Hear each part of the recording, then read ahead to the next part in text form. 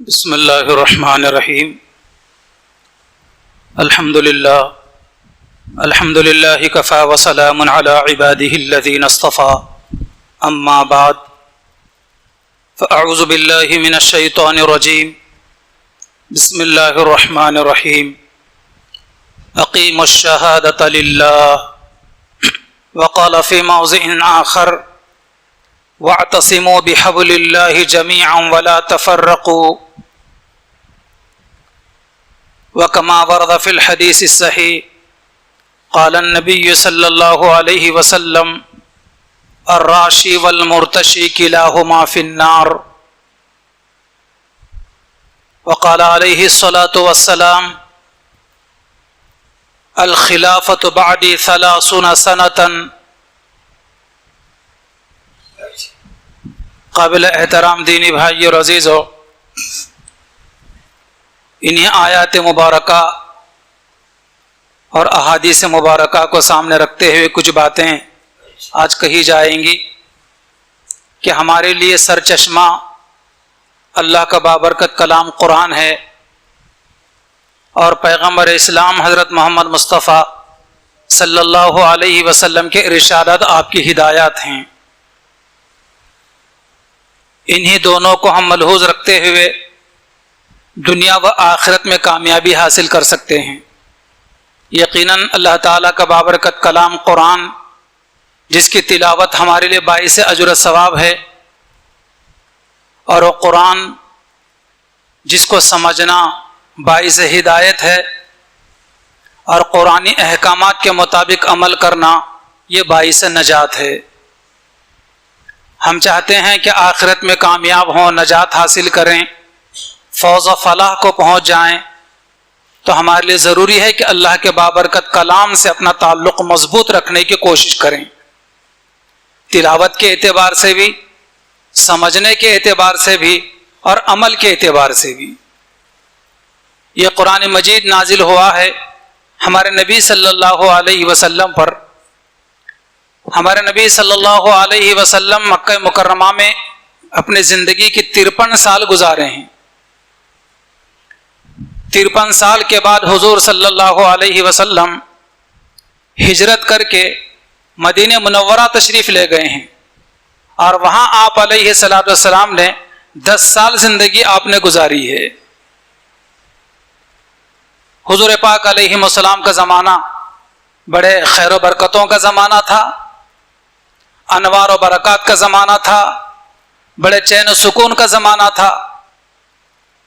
جب آپ علیہ الصلوۃ والسلام کی عمر مبارکہ 63 سال ہوئی تو آپ علیہ السلام پردہ فرما گئے. اس کے بعد خلفاء راشدین کا زمانہ آتا ہے، جن کو ہم 4 خلیفہ کہتے ہیں. ان چاروں خلفاء کا حضرت ابوبکر، حضرت عمر، حضرت عثمان اور حضرت علی، ان 4 خلفاء کا کیسے انتخاب ہوا ہے، یہ کیسے مسلمانوں کے امیر اور مسلمانوں کے خلیفہ اور بادشاہ بنے ہیں، اس کو تھوڑا سمجھنے کی ہم کوشش کریں تو موجودہ حالات میں ہمارے اس ملک، جمہوری ملک کے اندر آج کل جو سیاست اور الیکشن کا زمانہ چل رہا ہے، اس کو سمجھنے میں مدد ملے گی. نبی کریم صلی اللہ علیہ وسلم نے باضابطہ خلفاء راشدین کو طے نہیں فرمایا تھا کہ میرے بعد کون خلیفہ ہوں گے، ان کے بعد کون ہوں گے، ان کے بعد کون ہوں گے. یہ حضور نے کوئی طے نہیں فرمایا تھا. ہاں اتنی بات ضرور ہے کہ حضور صلی اللہ علیہ وسلم نے خلفاء کا زمانہ طے کر دیا تھا کہ الخلافۃ بعدی 30 سنۃ. حضور نے فرمایا کہ میرے بعد خلافت کا دور چلے گا تو وہ 30 سال تک دور چلے گا خلافت کا. چنانچہ ان 4 خلفاء راشدین کے خلافت کے زمانے کو اگر جوڑا جائے تو وہ 30 سال قریب پورا زمانہ ہوتا ہے. حضور پاک علیہ السلام جب پردہ فرما گئے تو بے اتفاق جمیع حضرات صحابہ کے حضرت ابوبکر صدیق رضی اللہ تعالی عنہ مسلمانوں کے خلیفہ بنے. اور حضرت ابوبکر صدیق رضی اللہ تعالیٰ عنہ کا زمانہ خلافت 2 سال کچھ مہینے رہا ہے بس. جب ان کا انتقال ہونے لگا تو اپنے زمانے خلافت ہی میں حضرت ابوبکر صدیق رضی اللہ تعالیٰ عنہ نے اپنا ولی عہد کے طور پر حضرت عمر فاروق رضی اللہ تعالیٰ عنہ کا نام لکھ کر عثمان غنی رضی اللہ تعالیٰ عنہ کے پاس دے دیا تھا. جب حضرت ابوبکر صدیق رضی اللہ تعالیٰ عنہ کا انتقال ہوا تو حضرت عثمان غنی رضی اللہ تعالیٰ عنہ نے وہ پرچی نکال کر بتائی جس پر حضرت ابوبکر صدیق رضی اللہ تعالیٰ عنہ نے حضرت عمر کا نام لکھا تھا کہ یہ میرے ولی عہد ہیں، یعنی میرے بعد مسلمانوں کے خلیفہ ہوں گے. وہ پرچی نکال کر سارے لوگوں کو حضرت عثمان نے بتلائی اور یہ اعلان کیا کہ آپ حضرات کو حضرت ابوبکر صدیق رضی اللہ تعالیٰ عنہ کا لکھا ہوا یہ فرمان منظور ہے کہ حضرت عمر تمہارے خلیفہ ہوں. کسی نے مخالفت نہیں کی بلکہ سب لوگوں نے اس کو تسلیم کیا کہ ہاں حضرت عمر ہمارے خلیفہ ہیں. چنانچہ بیعت شروع ہو گئی اور سارے حضرات صحابہ نے حضرت عمر فاروق رضی اللہ تعالیٰ عنہ کو اپنا خلیفہ منتخب کیا. ان کا زمانہ بڑے عدل و انصاف کا زمانہ، امن و امان کا زمانہ اور بڑے فتوحات کا زمانہ گزرا ہے ان کا. تقریباً 10 سال کچھ مہینے ان کی خلافت کا دور ہے. 10 سال کچھ مہینے. حضرت عمر فاروق رضی اللہ تعالیٰ عنہ کا بڑا دبدبا تھا. دشمن اس زمانے میں نام لیتے ہوئے ڈرتے تھے اور اتنا عدل و انصاف کا زمانہ تھا کہ اپنے بیٹے کو سزا دینے کا موقع آیا تو حضرت عمر فاروق رضی اللہ تعالیٰ عنہ برسر عام سب لوگوں کے سامنے اپنے بیٹے کو بھی سزا دے دی. یہ نہیں کہ بادشاہ کا بیٹا ہے، خلیفہ کا بیٹا ہے، نظر انداز کر دیا جائے، بلکہ نے سر عام سب کے سامنے سزا دی. اور جب ان کی شہادت کا واقعہ رونما ہوا، حضور پاک علیہ السلام کی مسجد نبوی کے اندر حضور کے مصلی پر کھڑے ہو کر حضرت عمر لوگوں کی امامت کر رہے ہیں تو ایک مجوس غلام جس کا نام ابو لؤلؤ ہے، اس نے زہر میں ڈبو کر برچھا لے کر آیا تھا. وہ کئی مرتبہ حضرت عمر فاروق رضی اللہ تعالیٰ کے پیٹ میں وار کیا جس کی وجہ سے حضرت عمر بے قابو ہو گئے، خون سے لہو لہان ہو گئے. اس کے بعد 2 سے 3 دن تک بلکہ کچھ اور دن تک حضرت عمر زندہ رہے. تو ان دنوں کے دوران حضرت عمر فاروق رضی اللہ تعالیٰ سے درخواست کی گئی کہ امیر المؤمنین آپ اپنے بعد کس کو خلیفہ منتخب کرتے ہیں؟ تو حضرت عمر فاروق رضی اللہ تعالیٰ نے کسی کا ایک فرد کا نام لینے کے بجائے 6 لوگوں کے نام منتخب فرمائے اور ساتھ میں اپنے بیٹے کو بھی، لیکن صاف طور پہ انکار کیا کہ میرا بیٹا عبداللہ بن عمر صرف مشورہ رائے دینے کے حد تک رہے گا، میرے بیٹے کو خلیفہ نہ بنایا جائے.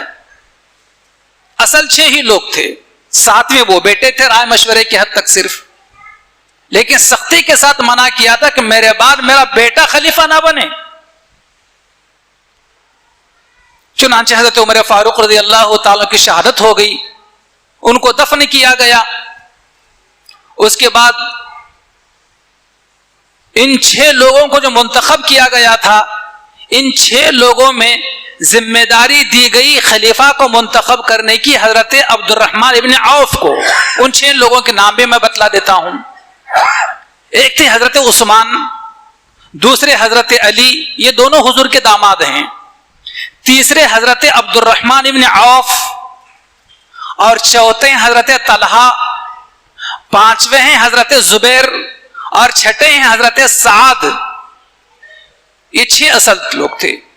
اور 7ویں حضرت عمر کے بیٹے تھے عبداللہ ابن عمر.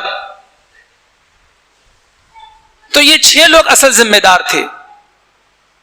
ان 6 میں بھی حضرت عبد الرحمن ابن عوف کو اس بات کا اختیار دیا گیا تھا کہ ان پانچوں میں سے یا تم 6 میں سے جس کو چاہے مسلمانوں کا خلیفہ منتخب کر لو.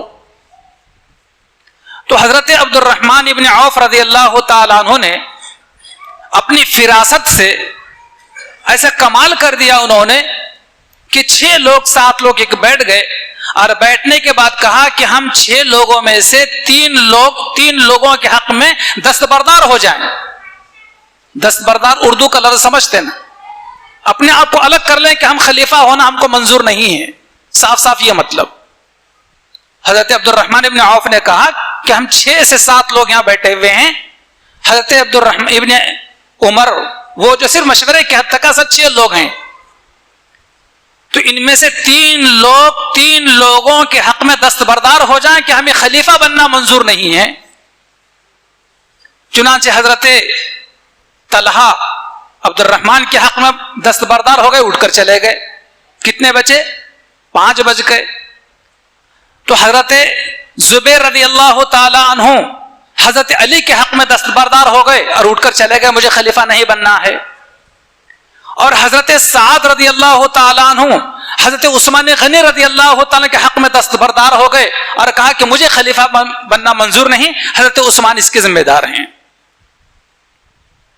تینوں کے تینوں اٹھ کر چلے گئے, ہم کو منظور نہیں ہے. کتنے بچے؟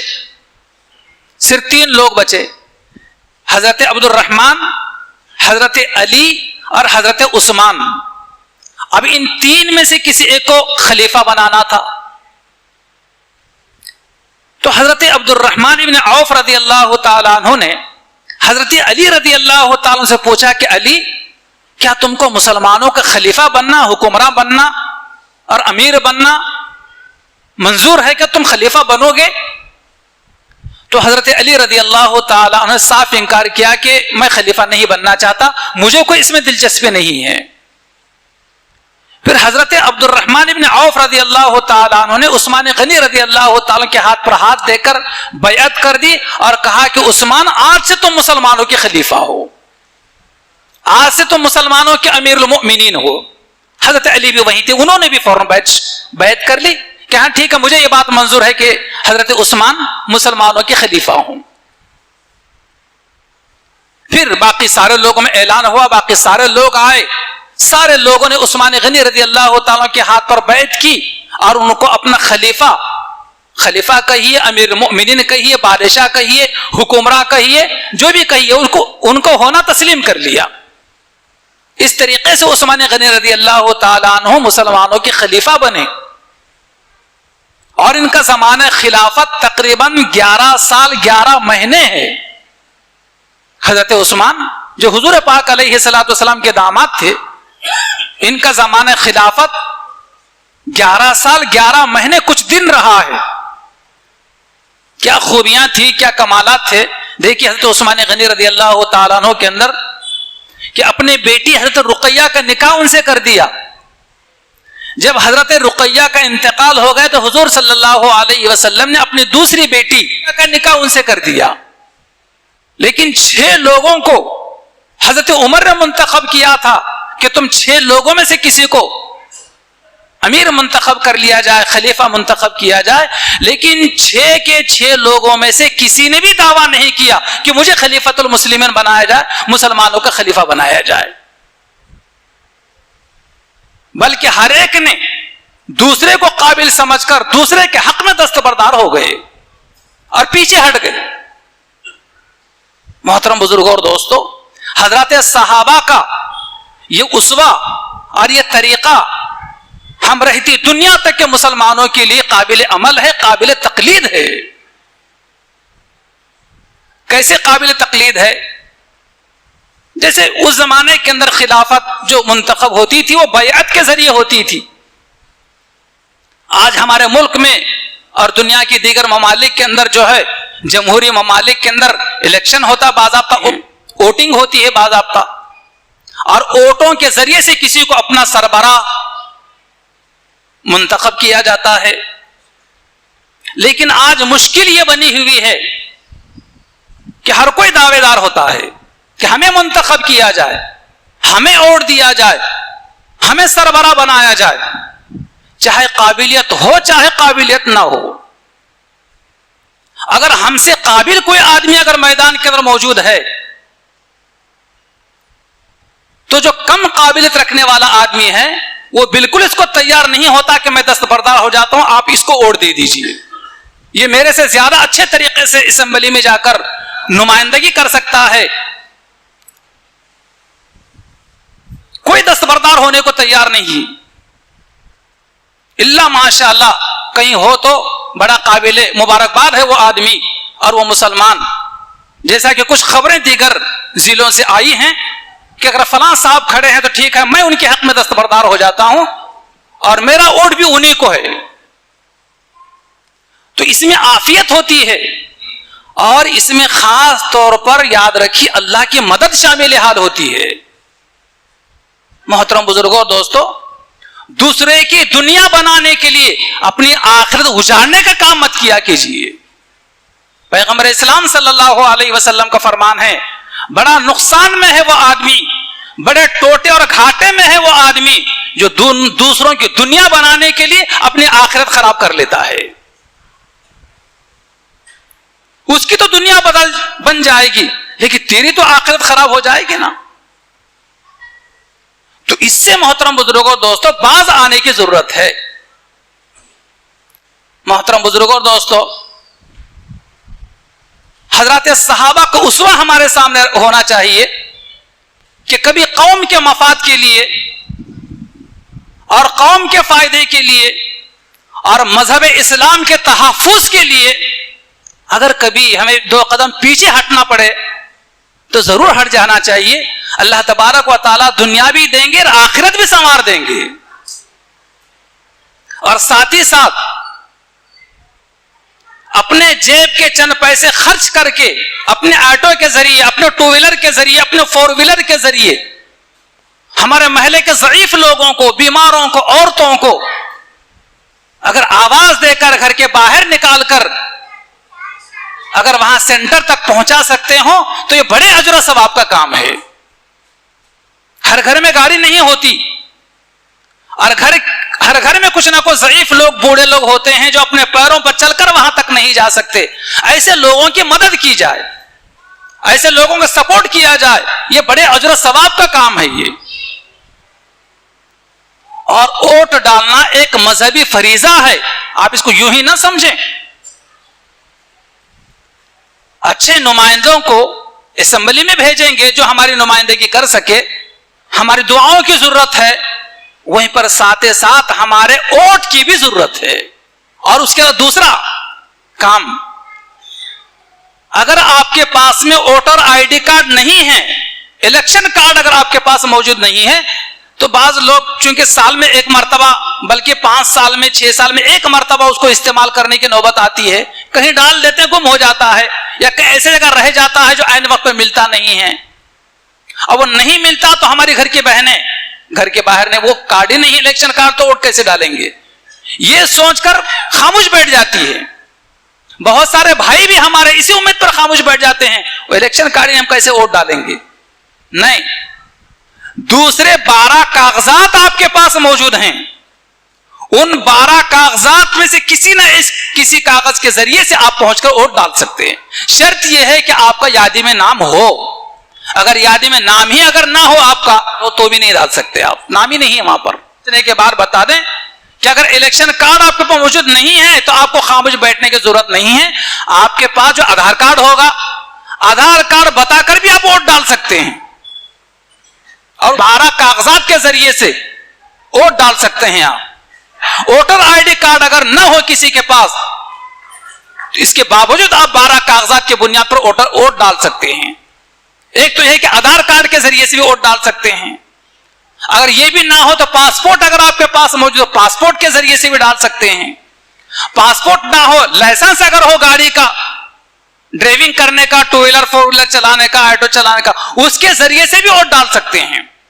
یہ بھی نہ ہو, بینک کے پاس بک کے ذریعے سے بھی ووٹر ڈال دے سکتے ہیں. روز مزدوری کرنے والا کوئی ہے, لیبر سرٹیفکیٹ ایک باضابطہ ہوتا ہے جو گورنمنٹ کے ذریعے ایشو کیا جاتا ہے, اس لیبر سرٹیفکیٹ کے ذریعے سے بھی ووٹ ڈالا جا سکتا ہے. ایسے 12 کاغذات ہیں جن میں سے کوئی نہ کوئی ایک کاغذ کے ذریعے سے بھی ووٹ ڈالا جا سکتا ہے. اور کسی کے پیسے لے کر ووٹ ڈالنا یہ رشوت ہے اور یہ حرام ہے. 1000 2000 5000 روپے کے لیے اپنی آخرت خراب نہ کریں. یہ پیغمبر اسلام علیہ السلام کا فرمان میں آپ کو سناؤں تو حیرت ہوگی. نبی کریم صلی اللہ علیہ وسلم فرماتے ہیں اگر کسی آدمی کے مومن کے پیٹ میں ایک لقمہ بھی حرام کا چلا جاتا ہے اللہ تبارک و تعالیٰ اس کی کوئی عبادت قبول نہیں کریں گے, نہ فرض نہ نفل.